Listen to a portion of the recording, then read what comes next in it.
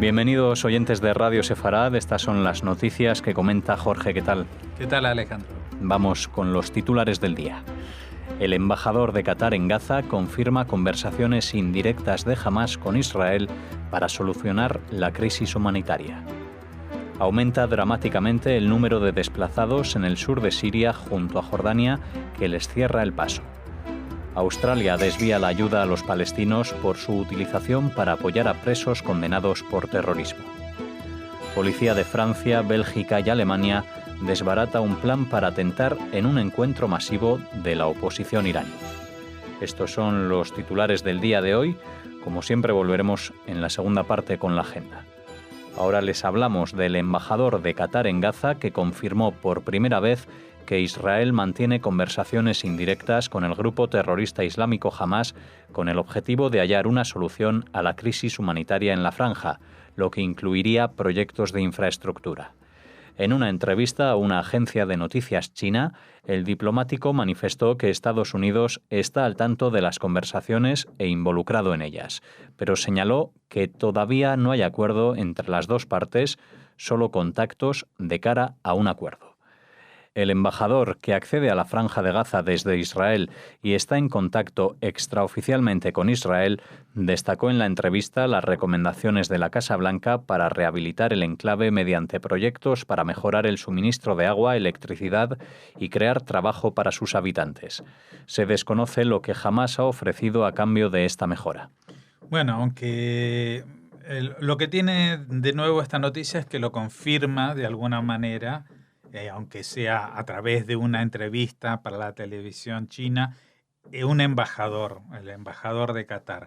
Que hay conversaciones indirectas con Hamás, lo sabemos y es lógico porque se han firmado ceses de fuego y treguas, o sea que seguro que hay conversaciones indirectas. Lo que pasa es que hasta ahora estas conversaciones indirectas estaban dirigidas generalmente por el presidente egipcio. Que también actuaba de mediador entre Hamás y la autoridad palestina. Y yo creo que en este momento el mediador en estas conversaciones indirectas no es el presidente egipcio, sino que puede ser el propio Qatar, el que esté actuando en la mediación. Aquí dicen que se desconoce lo que Hamás ha ofrecido a cambio de esta mejora. Puede ser que oficialmente se desconozca, pero extraoficialmente sí lo que Israel pretende de Hamás. Evidentemente no pretende que se suiciden ni que se abandonen el poder, porque eso es un sueño que no es realidad.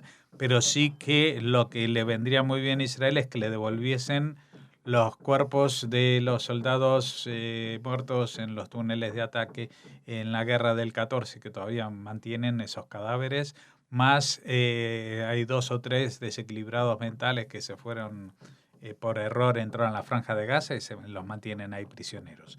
Así que me imagino que ese sería el precio del intercambio por el cual Israel estaría dispuesto a ayudar de la manera que pusimos, creo que fue en las noticias de ayer, que ya hablamos de una empresa, de una iniciativa privada, no del país de Israel, sino privada, para instalar una planta solar en territorio israelí que les haga llegar electricidad a la Franja de Gaza. Más otra novedad sería esto del suministro a través de un puerto en Chipre. Exacto, todas estas mejoras de infraestructura, evidentemente hubiera sido mejor para los de Hamás construir un puerto propio para conseguir, pero tendrían el problema de que aunque el puerto fuera magnífico, el control seguiría siendo israelí, con lo cual para ellos aceptar la cercanía de los israelíes hubiera sido un problema. Yo creo que está en vía de solución y lo que esto también evidencia, porque la noticia dice, los americanos están al tanto de esto, ¿no? Los americanos no solamente están al tanto, yo creo que son los promotores de esta movida y forma parte de la mano oculta de que está teniendo Trump, o la mano izquierda que está teniendo Trump, para tratar de desbloquear el proceso de paz. El proceso de paz hoy en día, eso lo ha entendido Trump desde el primer día y así lo están gestionando también sus enviados Jason Greenblatt y Jared Kushner. El problema es la autoridad palestina. El problema es Mahmoud Abbas, que se cierra en banda, que ya le han ofrecido en los últimos años el oro y el moro, y él sabe que no puede aceptar, porque en el momento que acepta transformar su situación en un país normal, pues él le sacaba el chollo a muchos zánganos que viven de la ayuda internacional.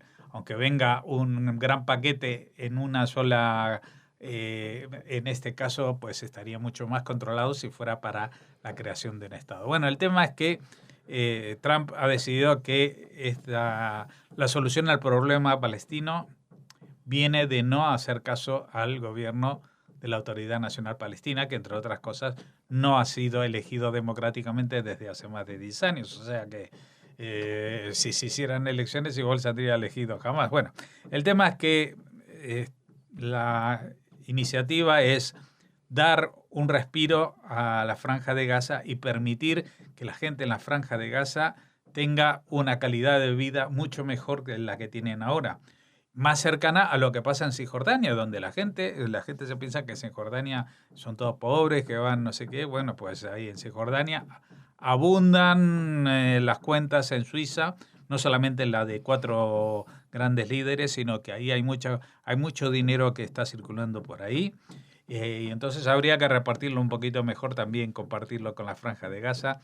Este embajador de Qatar es también el emisario o el encargado de la reconstrucción de Gaza, el que estaba gestionando los fondos que habían prometido 1.000 millonarios para ayudar a la Franja de Gaza y que no se están haciendo. ¿Por qué?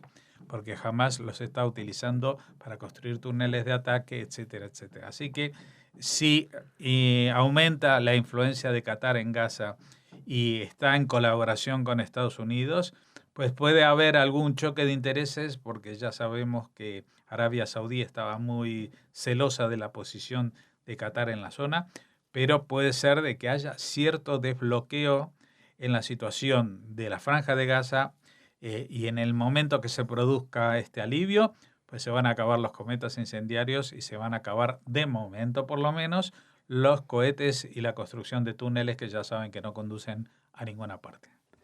El número de desplazados que huyen por la ofensiva del ejército sirio contra la provincia sureña de Deraa ha aumentado de 160.000 a 270.000 en las últimas 48 horas, según informó el portavoz de ACNUR.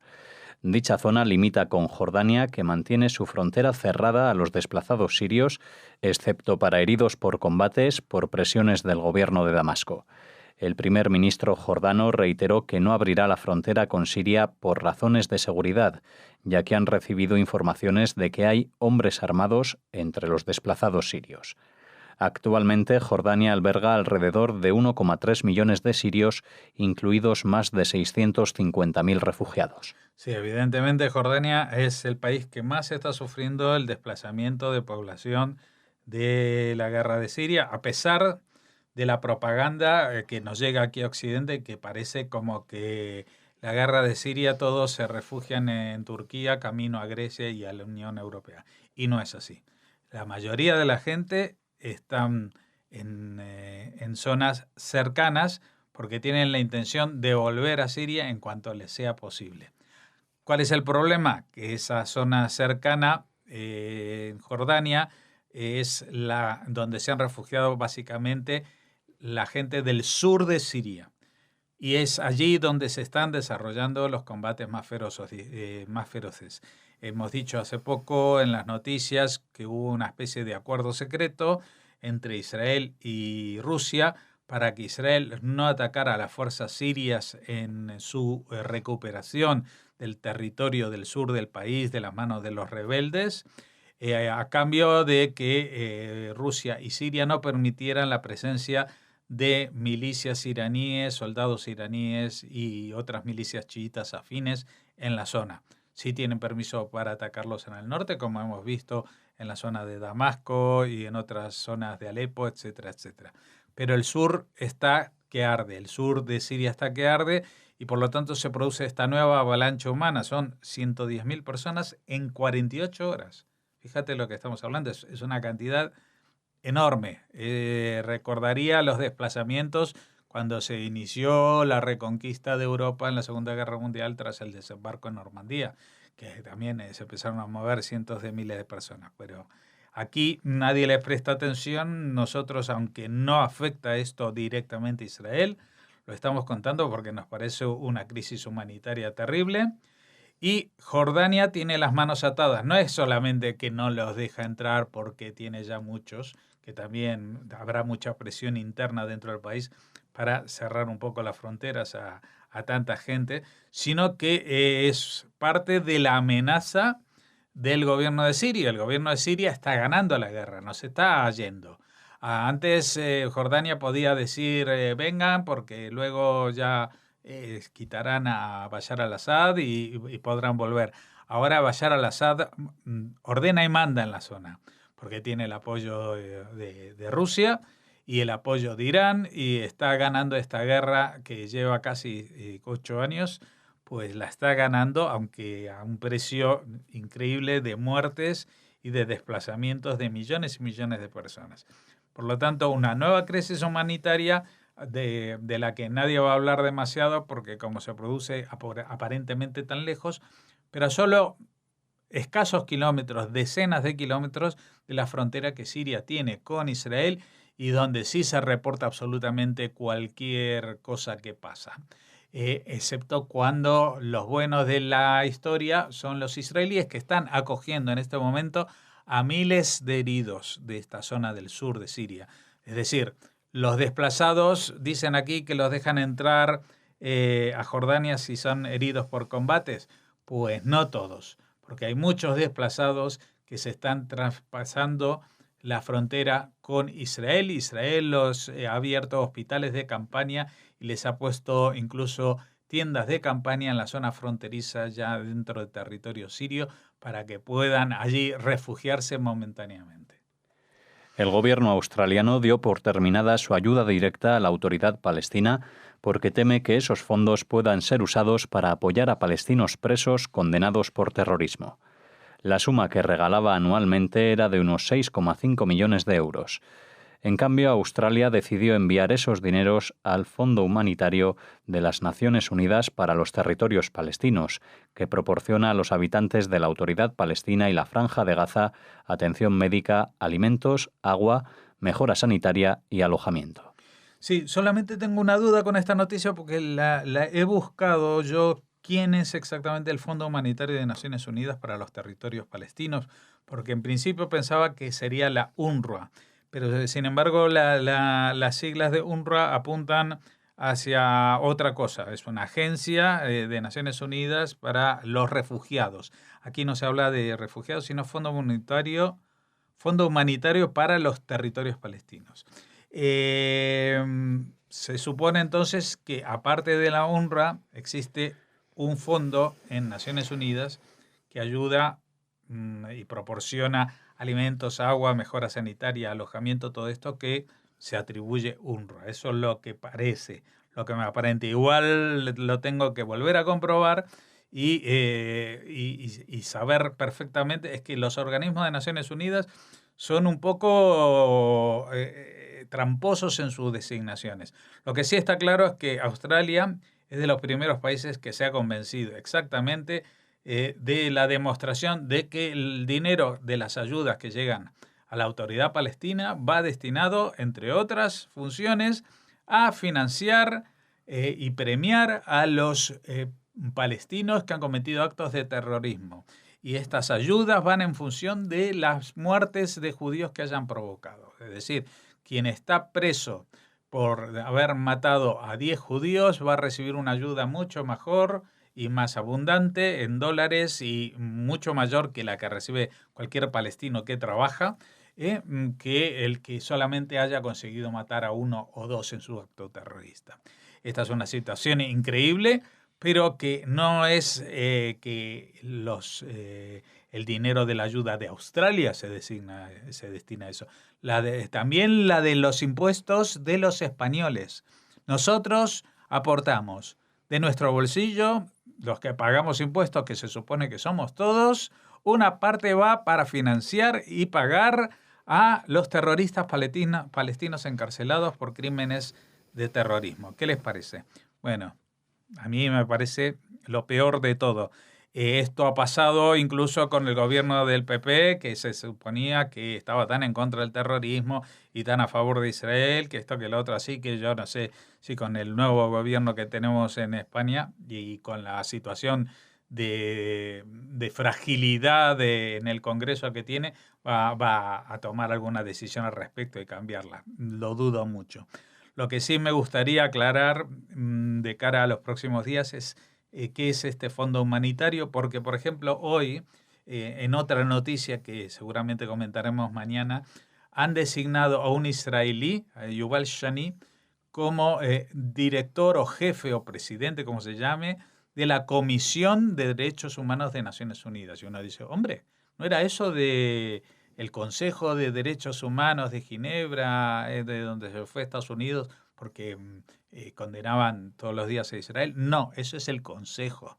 Pero dentro de Naciones Unidas, antes de que se montara el chiringuito este del Consejo de Derechos Humanos, con ese edificio magníficamente decorado por Miquel Barceló, y al que se dedican los países que transgreden los derechos humanos en condenar a los países occidentales, pues antes de eso, Naciones Unidas, que lleva 70 y pico de años existiendo, ya velaba por los derechos humanos, evidentemente, y tienen una Comisión de Derechos Humanos. Esa, la buena, la que sí trabaja por los derechos humanos según los reglamentos y las normas de las Naciones Unidas establecidas y sus principios, para esa comisión ha sido designado un israelí. Bien, este es el problema de lo que digo de que en Naciones Unidas de pronto aparece una cosa que tú estás igual aportando tu ayuda para los refugiados y resulta que tu dinero va a pagar a terroristas.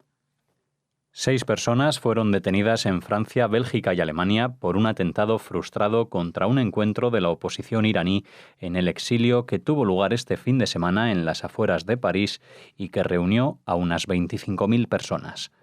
La Fiscalía Antiterrorista de París inició sus pesquisas por el cargo de asociación criminal de malhechores con fines terroristas y los arrestos en Francia tuvieron lugar el sábado, el mismo día del mitin del Consejo Nacional de la Resistencia iraní en el recinto ferial de Villepinte. Entre los detenidos en Bélgica se halló material para fabricar bombas, 500 gramos de explosivo TATP y un detonador, mientras que en Alemania se detuvo a un diplomático iraní destinado en Austria, a quien se considera el cerebro de la operación. Sí, aquí vamos a ver, esto no es que de pronto entre los que estaban atentando una célula que se estaba creando había un iraní. No, el iraní es un diplomático iraní que estaba organizando una célula en toda Europa para atentar contra la oposición iraní que vive en Europa exiliada. Porque no olvidemos que la famosa revolución de los ayatolás fue en el año 79, que se van a cumplir 40 años. Esta gente, seguramente muchos de ellos son hijos de exiliados o que crecieron en el exilio desde que son muy pequeños y se han reunido estas 25.000 personas en las afueras de París, se reúnen todos los años. Pero este señor venía directamente de Teherán con un cargo supuestamente diplomático en la Embajada de Austria para organizar un atentado terrorista en territorio europeo. A la gente esto puede que no le llame la atención, a mí me llama muchísimo la atención, porque aparte se repite algo que pasó en Argentina, muy lejos de allí, pero ya pasó en el año 82 y después en el año 84 con los atentados contra la embajada en el año 92 y en el año 94, primero contra la embajada de Israel y después contra la mutual judía de la AMIA. Viajaron personas, enviados diplomáticos o con esa cobertura a Sudamérica y en toda Sudamérica están dispersos y trabajan también en el contrabando de armas y de drogas y de personas para subvencionar este tipo de operaciones y conseguir armas para Hezbollah, entre otros fines. Bueno, pues estos en Argentina también vinieron a organizar una célula terrorista, ya mucho antes de que se inventaran las siglas de Al-Qaeda, de ISIS, de Daesh y de todo lo que conocemos hoy en día. O sea que el terrorismo forma parte fundamental y esencial de la revolución iraní y sigue siéndolo en estos momentos. 40 años después, siguen manejando el mundo a través de una visión, de un terrorismo, de una imposición y del asesinato de los que no piensan como ellos. Y los que no lo ven, pues nada, que se queden sentaditos en casa esperando que acaben de construir su bomba atómica y ya veremos qué tal se lo pasan. Terminamos en este punto la primera parte de las noticias de hoy. Volvemos ahora en unos segundos con la agenda cultural.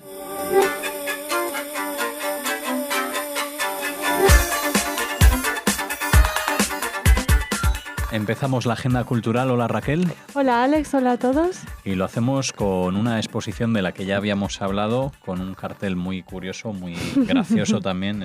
Es la Mona Lisa, básicamente, con los bigotes de Dalí y una cara un poco también andrógina, ¿no? Claro, es que Dalí es el protagonista, uno de los protagonistas de esta exposición, Duchamp, Magritte, Dalí, revolucionarios del siglo XX, obras maestras del Museo de Israel en Jerusalén. También está Man Ray, Art, Tangu, que es de la que les hablamos, como decías tú, aquí en Radio Sefarad, y que se ha prorrogado. Esa es la noticia que la vuelve a traer a esta agenda cultural. Se podrá ver hasta el 29 de julio, tras haber recibido miles de visitantes desde su inauguración. Esta exposición es una oportunidad única para conocer y disfrutar las obras de los grandes maestros del dadaísmo y del surrealismo que proceden de la colección del Museo de Israel y que por primera vez se pueden contemplar en Madrid. Son cerca de 180 obras que componen esta muestra para reflejar uno de los periodos de la historia del arte más creativos e influyentes. Nosotros hablamos con Óscar Tusquets, con el arquitecto que fue el encargado de realizar el diseño expositivo. Nos habló también de su relación con Dalí, de la relación del propio Dalí con Israel. Y bueno, les invitamos a recuperar esa entrevista en la que les presentábamos esta exposición que ahora se prorroga. Muy bien, pues por si no soy el único despistado, ¿sí? ¿Dónde podemos ver esta exposición? Perdona, Alex, ¿no eres el único? Bueno, tú también, desde por lo que digo, igual me he despistado. No lo he dicho, es en el Palacio de Gaviria, muy cerca de Sol, en Madrid, de la Plaza del Sol, en la calle del Arenal, número 9. Muy bien, pues en pleno centro de Madrid, en la calle peatonal del Arenal, allí pueden ver esta exposición que, como decía Raquel, se prorroga hasta el 29 de julio. Y muy cerquita de ahí también van a poder ver otra exposición de la que también hemos hablado aquí en Radio Sefarad. Hola Navá, The World to Come, lo hicimos con su autor, con Daniel Solomons. En este caso, Daniel presentaba la muestra en Marbella y nos contaba que en breve iba a traerla a Madrid, y así es. Desde el 12 de julio hasta el 18 de octubre podemos disfrutar de esta exposición en el Centro Sefarad Israel, muy cerca de la calle Mayor, de Sol, claro. La calle Mayor número 69 concretamente. Sí, muy cerquita de la exposición de la que les hablábamos antes, de los surrealistas. Además. Exacto. Cuidado porque pasan por la Mallorquina, que es una tentación. Bueno, pueden ir por la parte de atrás, pero igual se encuentran con otras tentaciones. Con la tabernilla de Santiago, con la heladería de la esquina, con el mercado de San Miguel, o sea que, bueno, hay que tomarse algo. Eso, para disfrutar más aún de esta exposición que guía al visitante por un recorrido a través de las corrientes de la identidad cultural judía actual en Londres. Son más de 50 fotografías, videoinstalaciones, dibujos y esculturas que componen esta muestra, de la que nos habló el autor. Como les decíamos, recuperamos su entrevista. En este caso, la muestra se completa con 2 documentales en la que se narran 2 casos reales de judíos que abandonaron comunidades ultra ortodoxas con el objetivo de buscar su propia identidad judía. La inauguración, les comentábamos, es el día 12 de julio a las 7 de la tarde y es una exposición muy muy interesante que nos habla de las propias raíces del autor, porque su parte de la familia de Daniel es británica y la ciudad de Londres y su contenido judío, su identidad judía, son muy importantes para Solomon, si así lo refleja en esta exposición. Muy bien, pues perfecto. Estamos haciendo un itinerario por el centro de Madrid para ir de exposición en exposición. Y ahora no sé si nos... Ahora nos vamos al cine. Igual llegamos hasta... Bueno, a los cines ideal. No, nos vamos al Instituto Cervantes de Tel Aviv, porque gracias a Einat Talmón haremos un recorrido por España, por la España contemporánea a través del cine. Son 5 encuentros de lunes desde las 7 a las 9 de la noche y se realizan, comenzaron el pasado 2 de julio, o sea que les animamos a anotarse ya en el próximo. 5 encuentros para hablar de eso, para conocer la España contemporánea a través del cine. Bueno, pues una magnífica agenda la de hoy, llena de cultura, de arte y llena de tiempo en el verano para disfrutar de todas estas cosas. Así que nada, mañana volvemos aquí en Radio Sefardí.